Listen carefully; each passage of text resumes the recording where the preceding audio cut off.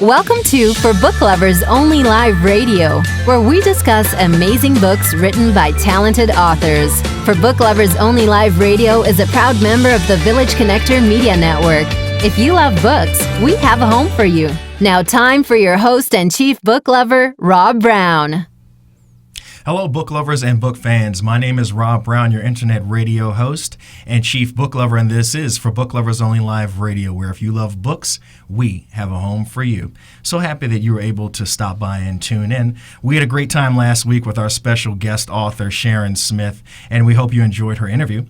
Be sure to pick up a copy of her book, The Corporate Detox, 7 Foundations for Creating Organizations of Unparalleled Excellence at www.forbookloversonly.com. We are very excited for today's guest. She is a veteran of the book publishing industry and the leader of the largest writers meetup group in the D.C. metro area. Her name is Robin Sullivan, and she is in the studios with us today.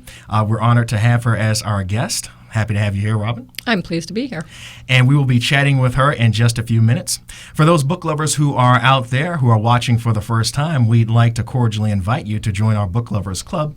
Please do so by visiting www.forbookloversonly.com. There is absolutely no cost. It's very simple. You can just submit your name and email address and hit the click here to join button. Once again, there is no cost. It's totally free, and you'll even get a free gift for joining. We want to invite you into our family, so please join as soon as this broadcast is finished. We'd love to have you as a member of our Book Lovers Club. A few upcoming book festivals that you probably want to be aware of. The Gaithersburg Book Festival is going to be Saturday, May the 20th, 2017 in Gaithersburg, Maryland, from 10 a.m. to 6 p.m. It's a celebration of the written word and the power to enrich the human experience. There'll be writing workshops for adults, teens, and children. There'll be a Brew and Vine Cafe, a singer-songwriter stage. It's going to be at the Gaithersburg City Hall grounds.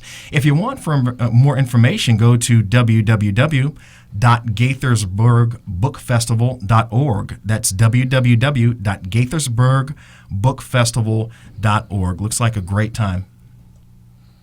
The Books in Bloom Literary Festival will be Sunday, May the 21st, 2017 in Eureka Springs, Arkansas. That's going to be from 12 noon to 5 p.m. It's presented by the Carroll and Madison Public Library Foundation. This event promotes books and reading. 10 days will have the opportunity to interact with authors, and aspiring authors can learn about the writing and publishing process, so it's very educational. It's going to be at 1886 Crescent Hotel and Spa in Eureka Springs, Arkansas. Go to booksinbloom.org for more information. That's booksinbloom.org. And finally, in keeping with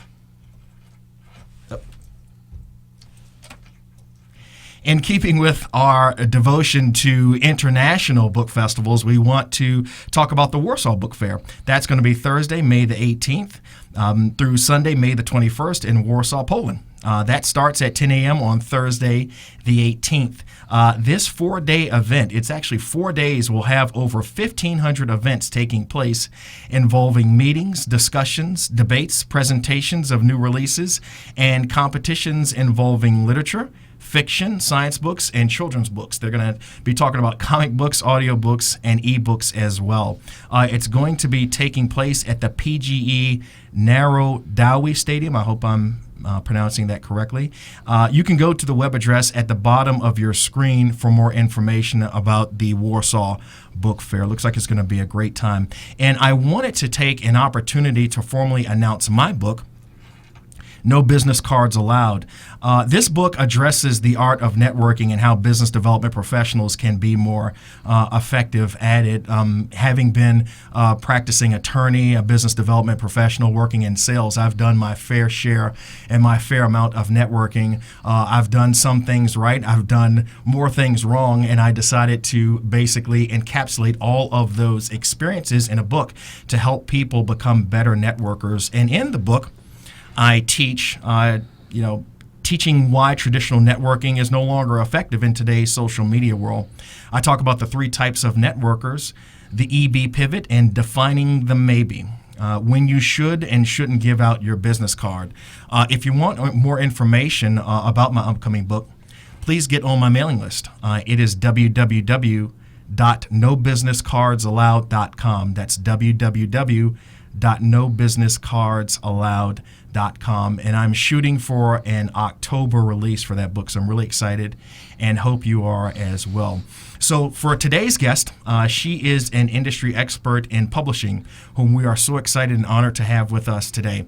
She is a former small press publisher whose first ebook was published in 2008. She's conducted more than 100 lectures about publishing and is currently the business manager for best-selling author Michael J. Sullivan, who has sold 1 million English language copies of his books, along with them being translated into 12 foreign languages. She is currently the leader of the DC Right to Publish Meetup Group. It is the largest writers meetup group in the DC area with over 1,850 members. And we are so happy to have you. Robin, thank you. Welcome to the show. Well, thanks for having me. Absolutely. So you are basically an industry veteran, very well known. You know a lot about publishing. Tell us a little bit about your background so that we can learn more about you. Sure. So my background actually is in the electrical engineering, and I wrote software for a number of years, so my background isn't in publishing. But my husband was an author, and he had a number of issues trying to get agents and trying to navigate the whole publishing realm. And at one point, he just gave up. He said, "This is too hard. I've spent 10 years. I've gotten nowhere," and he quit. And we were running a advertising and marketing company in North Carolina. And he said, "You know what? My lifelong dream has always been to write. I want to go back and write." And I was like, "Well, that's fine." And he says, "Well, I only have one condition. I don't want to publish." And I'm like, "Okay, kind of unusual, but if that's what you want to do, fine." So he started writing a series of books that had been kind of bopping around in his head for about a decade when he was on his hiatus. And they just kind of poured out of him. And I was very busy with my career and didn't have a chance to read them. But when I finally did get around to reading them, I said, "Wow, these are really good. They really do need to get out there." And he's like, "Well, I'm not going to jump on that query-go-round because that's just too painful." So I said, "Don't worry about it. Let me take care of it." And so since that time, which was about 2002, I started taking over all the business aspects of his writing career. And that's everything from working with small presses to the Big Five to starting my own self-publishing company. He's technically a hybrid author, so he has some books that are released through traditional publishers and some books that we release ourselves. And so I kind of self-taught myself. And we are one of the few success stories in all three branches. There's some people who are really successful in self-publishing, some that are really successful in traditional, a few in small press. Small press is a little bit harder to get a lot of traction. But because we've done all three, and because I've gained so much knowledge, I started teaching other authors and aspiring authors kind of what I've learned, and that's how the Right to Publish Group came into being. And how long has the Right to Publish Group been here? We're just about 10 years now. There was a short period of time where I lost control of the group simply because I was very busy with my publishing company, and my meetup fees came up for renewal, and I didn't notice the renewal. And so what Meetup does is when you don't pay your dues, they put it out to the group does someone else want to take over this group? And so for about 6 months, somebody else was running it. But then they didn't pay their next 6 months, and I was able to get it back. You're able to get it back. Okay. So in your introductory statement, there's just so much information there to unpack. And I know a lot of our viewers, they know about traditional publishing a little bit. They know a little bit about self-publishing, but they probably don't really know the nuances between both. Right. Like, tell us a little bit about, what are the main differences between traditional publishing and self-publishing? So, if you do self-publishing correctly, if you do it the way I think it should be done, which is you want to put out a book that's every bit as good as what traditionally publisher authors are doing, there's not a lot of difference. You have the big difference being that you have to be responsible for everything, and that means instead of your publisher hooking you up with editors, you have to find your own editors.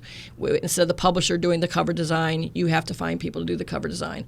I think sometimes people think that self-publishing is easy and they can just slap a book together and put it out for release, and usually that doesn't come to much success. If you do it the way I think it should be done, which the way we have done it, which is you're putting out a book that's every bit as high quality as traditional publishing, then they're very similar.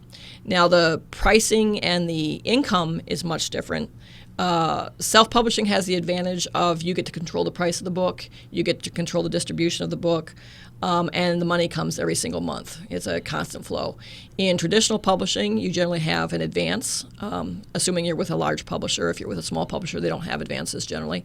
And that advance will be spread out over 3 or 4 payments. One when you sign the contract, one when you have your manuscript accepted, one when it's published. And if it's a really big contract, they might have a 4th payment that comes a year after or when the paperback is released. And that advance is kind of what authors live on. And so they're kind of in a constant mode of like living book to book, if you will. If their book does very well, it'll go through a process of what's called earning out, in which case they've basically collected enough royalties on the book that they've exceeded their advance, and then they will start getting payments above the advance amount. And that generally will come twice a year. So traditional publishing is you really have to be able to juggle your cash flow, because you'll have periods where, literally, well, I'm waiting on a check for $500,000. It's just going to show up, boom, it's going to be there. But I got to make sure I pay taxes on that. Right. And I got to make sure that that money is budgeted, because that contract may last for several years. So it's very different trying to manage traditional publishing.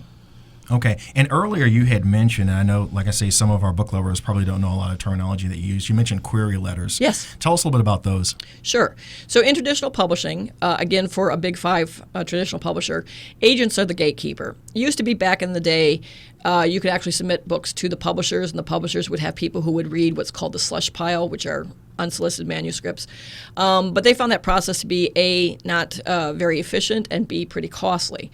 So they pushed that activity down to agents, and now the agents are the gatekeepers, and they kind of have relationships with various editors at various publishers that they know. And now authors will send query letters to agents, and then the agent, once they find a manuscript that they like, they kind of know who to pair it up with. They know which editors they think it'll be will appreciate the book, who will like the book, and they act as an intermediary.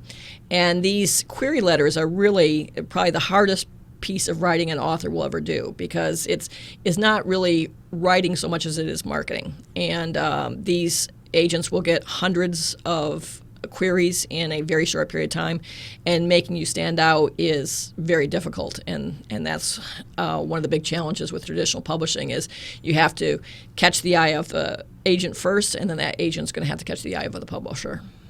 Wow, it seems like a pretty intricate process. So if someone's writing a query letter, is there a certain length that it should be? Like it shouldn't Sure. go over?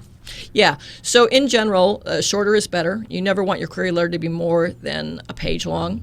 There's actually a great site out on the internet. It's called Query Shark.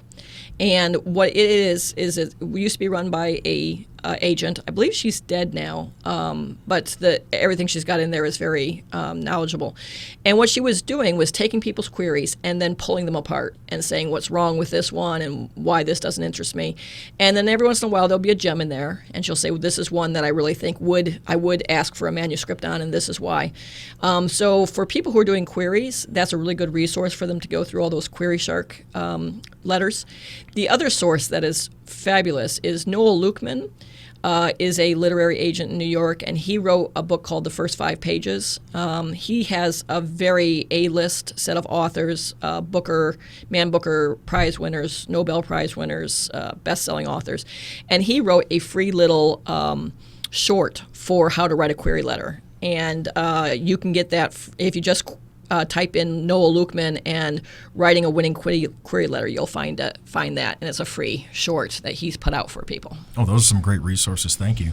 But I know a lot of people are watching and listening. It's like, wow, that sounds like a lot. I think I'm just going to go the self-publishing route. Tell us a little bit about some of the stages of self-publishing. Sure. So self-publishing, the first thing you have to do is educate yourself. You have to learn, how the book business works, how books are classified. A lot of people like to say, well, I wrote something really original. Well, the book business really wants you to be able to be in a very defined space because they can't sell your book if it's completely original. So you have to learn things about classifications of different books, particularly because you're going to be selling on Amazon, and the way those Amazon categories for books are broken down are very important that you choose the right ones. Then you have to find someone who is good for editing. Generally, what I recommend is for something called structural editing, which is kind of the high-end editing, which is like looking at the book as a whole. It's looking at structure. It's looking at plot holes, characters. Those types of activities, you generally don't want to hire that out because A, it's very hard to find people who can do that kind of work. B, they're very expensive. And C, you never know if you really got a good one or not. So I generally recommend for people to get that type of editing to use a combination of beta readers and critique partners. The other type of editing, which sometimes is combined into two, which is copy editing and line editing, is the kind of nitty-gritty going through the manuscript word by word, making sure that all the punctuation is correct, all the noun and verb agreements are correct, there's no errors in the book. That is highly outsourced through freelancers, and you definitely don't want to skip that process. You want to make sure that your book is really well edited, because in a lot of respects, self-published authors have to be twice as good to get half the credit, and even a small typo will really get readers saying, oh, look, this self-published author shouldn't have been published because they didn't take the care. And then the last thing is the cover design. There are many, many great sites for cover design. There's a site called 99 Designs. There's a DeviantArt is a site with a lot of artists, and you can go on there and find artwork you like and then contact them for it. There's also a group called the Writers Cafe at Kboards. That's Kboards. And that's a place where a lot of self-published authors join and talk to one another, and they're really, really good about sharing like editors they like and cover designers they like. And if you just go out there, you'll find hundreds of both that you can do. And then the last step is just kind of putting the book all together. Formatting an ebook is immensely easy. I can show someone how to do it in 15 to 20 minutes. You can hire it for $25 to $50. And then you post it up on sites like Amazon and Barnes & Noble and Kobo. And then if you want a physical version of your book, there are sites such as CreateSpace and Ingram Spark, which will actually produce paperback versions of your book. And the nice thing about that is they use a technology called print on demand. So unlike in the old days of self-publishing, you had to kind of fork up tens of thousands of dollars to have a big press run. Right. Print on demand allows you to print a single book as the orders come in. The price per book is more expensive than if you did a print run, but because it comes out as the orders are made, there's no high upfront cost for the author. And that's really one of the main factors that have exploded self-publishing is the authors now have access to tools and to sites that they didn't have to. It used to be if you weren't in a distribution chain, you basically you couldn't get any traction whatsoever. And now that whole distribution chain is wide open, and that's one of the reasons why self-publishing now has become viable when it wasn't even 10 years ago. I see. Well, those are some great resources for people who are looking to self-publish. Now, you had mentioned earlier hybrid, basically a combination of traditional and self-publishing. And you said that Michael is a hybrid. Okay. Mm-hmm. So how does he determine which books are going to be traditionally published and which ones he's going to self-publish? Yeah, so it's not like he writes a book and he says, this book is only good enough for self-publishing and I'm going to release that. It really has a lot to do with timing. For instance, he's under contract right now with a publisher for a four-book series, and they're putting those books out once a year. Well, he can write books faster than once a year. So he has an existing series that's called the Ryer Chronicles, and last year we self-published the third book of that series. He's right in the process of finishing up the fourth book of that series, and because we're under contract with another publisher, we have to kind of squeeze that one in independent of them because they have this other series that they're releasing called The Legends of the First Empire. And there's a lot of issues with publishers as far as non-compete. And so we kind of have to be very, very careful as a hybrid author when we release things. So in the case of this particular book, from the time that we conceived of its creation to the time that it needs to get on the market in order to satisfy the publisher as far as a non-compete is very small. So we wouldn't have time to submit it to publishers and go through the publishing process. Traditional publishing, by the time you submit a book, is usually about 9 months to 13 months for the book to come out. And this book was started in January, and it'll be finished in the end of May, and no traditional publisher can get it out that quickly. So we kind of have to do self-publishing. And a lot of times it's a matter of what kind of advance people are going to give us. We had a book that we thought was worth a certain amount of money, and then the publishers didn't come in with an advance of that amount. So we said, well, heck, we'll just self-publish it anyways.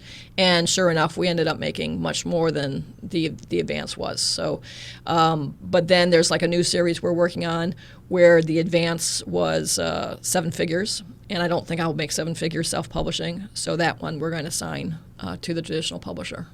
That's great. That's great. And I imagine that these things that you're teaching us and we're talking about right now, you teach that at your Right to Publish Meetup group. Tell us a little bit about actually the group, the mechanics of the group, and the things that you teach there. Sure. So a lot of the writing groups do things like they critique people's work. There's some great groups in the area that do that. I don't really focus on the writing. I focus on the business side. So the types of classes I have are on marketing, on contracts, on how to work with an agent, how to find and work with editors, really kind of pulling back the veil of publishing. And I do a lot of courses on talking about the differences between the different types of publishing, because there really isn't a single right path. There's always going to be a path that's going to be more attuned to that particular writer. And you really need to know what the writer's goals are and what their capabilities are to say, okay, for you, traditional would be better, or for you, self-publishing would be better. So I hope to educate people on those various differences so they can make the right decisions and kind of avoid pitfalls. So I go through standard traditional publishing contracts, and I talk about the various clauses and things to look out for, and I rant and rave about some of the things that I don't like in publishing contracts because there's a lot not to like in them. But then there's a lot of advantages too. I mean, we wouldn't be published in as many countries as we are now without a traditional publisher. We've grown our audience at a much quicker rate than we would have if we had stayed just self-published. So there are pros and cons for both. And if it's business related, like I do a course on talking about book distribution and how that works and how self-published authors can get into book distribution systems. I do a whole class on just the monies of publishing where I talk about what I mentioned earlier about the advance and how it's broken down and how to price different books from self-publishing and things you have to be aware of and whether you should do a press run or whether you should do print on demand. It's a pretty intensive breaking everything down to the penny and helping people to understand what the options are and what they're getting into. So you have a pretty good mix of authors who have self-published, authors who have traditionally published, hybrid authors, and aspiring authors are looking across the board for everything. Yeah, I'd say the majority of the people are still in the aspiring author standpoint. There are a few people who have self-published what I'll call incorrectly, in the fact that they have used what are termed in the industry as vanity publishers, where they, quite frankly, have been taken advantage of. They've paid large sums of money and didn't really get much for that money. And I kind of teach people how to avoid doing that and what they need to do it themselves so that they don't have that type of problem going forward. Wow, that is so much great information that you're sharing in the group. So just out of curiosity now, if a person has self-published their book, let's say they've self-published 2 or 3 books, and they say, hey, I want to be hybrid, so I do traditional publishing, does the fact that they have already self-published their own book, does that help in the query letter process with an agent? And the agent says, oh, well, you've self-published 2 or 3 books and did pretty good. Okay, I may give a little bit more weight to your query letter, or does it really matter? It really depends. I mean, Michael was self-published first, and it was actually his Raya Revelations books that were self-published that were picked up by a Big 5 publisher. So in his case, he shopped those same books several years beforehand, and they got no traction. But once they had been self-published and started getting some sales, it definitely helped him. If your sales are very low, it might hurt you. It depends on a number of factors, because some agents might look at the low sales and say, oh, okay, well, they just didn't know how to market their book. So the fact that sales are low isn't indicative of the quality of the book. It's just the fact that they didn't know how to navigate getting it to readers. Some agents don't care at all. In general, what I tell people when writing query letters is if you've had 5,000 to 10,000 sales in a reasonable amount of time, let's say a year, that's pretty good numbers to say in a query letter that would impress an agent, and they would go, I'm very interested in that. Now, the other factor that comes into play is price, because if you sold 5,000 copies at 99 cents, they're not going to be nearly as impressed if you sold 5,000 copies at, let's say, $6.95 or $7.95, because they know a lot of those purchases were just kind of, never read. They were just picked up. So there's a lot of things that come into play there. But in general, a good sales record is worth mentioning. And if it's not a good sales record, then you probably shouldn't leave it off your query letter. So for, let's say, an author like Michael, who is tremendously successful, do you get to a certain point where you're like, I don't even need to write query letters anymore, regardless of what your level of success is, you always have to write a query letter? Oh, no, we haven't written a query letter in a long, long time. Okay. And a matter of fact, we weren't even picked up through a query letter. We wrote query letters for years, and they were all rejected. Mm-hmm. The way we got into the business, well, I take that back. His first release was through a query letter to a small publisher, but ever since then, it's all a matter of we have agents, and sometimes we trade agents because we're either looking for an agent to do more for us, or we don't think we're getting as much service out of a particular agent as possible. And from that point on, it's really based off of past track record. So publishers are looking and saying, oh, he had this series, and yes, I want to pick up this author, and you don't have to query them at all. In fact, the most recent series we sold, it's been sold without the books written. We just have a basic concept of what the books are, and the publisher has said, yes, I want those, and they haven't even seen word one of it yet. Just basically based on his past success, they're like, yes. Okay, you write a book, we're interested. Yes, yeah. The book in this particular world with this particular story arc is very interesting to us, and we know that will do well. So, they'll buy it, quote unquote, sight unseen or on spec. Usually for fiction, you have to have a completed manuscript. Certainly when you're querying, you want to have a completed manuscript. But once you've kind of established a career, then they're kind of always on you for what's next. And so your agent and your publishers are actually trying to see what's around the corner because they want to get an option on that as soon as possible. Wow, that's a great place to be for an author. It is. It's very good. Well, as we're wrapping up, give us a few pointers for people who are watching and listening. If they want to do traditional publishing or self-publishing or hybrid or whatever, what are some things that they should just start doing right now just to get the ball rolling? So the big thing is getting yourself familiar with the industry, because the industry has been in such flux in a number of years. There's some great sites out there. Jane Friedman does a really good blog. There's also Kristen Rusch does a fabulous blog. Dean Wesley does a good one, and also Joanna Penn.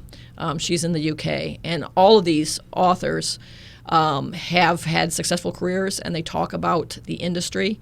And so really you need to kind of like immerse yourself in to find out which is going to be right for you. Because in some cases, a small press is going to be the best fit, or in other cases, it's going to be, I only want to go big 5.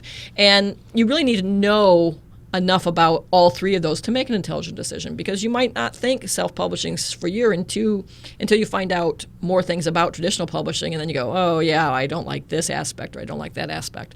So it's really a matter of kind of learning the business, and that's one of the things that my group does. Well, I had visited your group once, and I was really impressed. That's why I want to bring you on the show, so you can share your expertise with my viewers, my listeners, and I know we have some aspiring authors that are tuning in, so happy.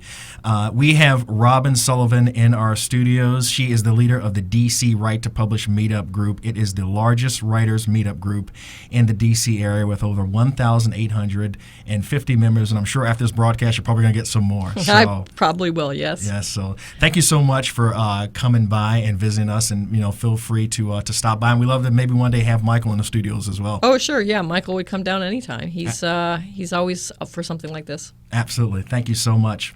Well, we're out of time, but be sure to join us next week when we will have another author here, Felice Pope, who will be joining us in the studio and discussing her book, Stained Glass, Smile, You Can Be Healed. My name is Rob Brown, your internet radio host and chief book lover, and this is For Book Lovers Only Live Radio, where if you love books, we have a home for you. Take care, and we'll see you next week.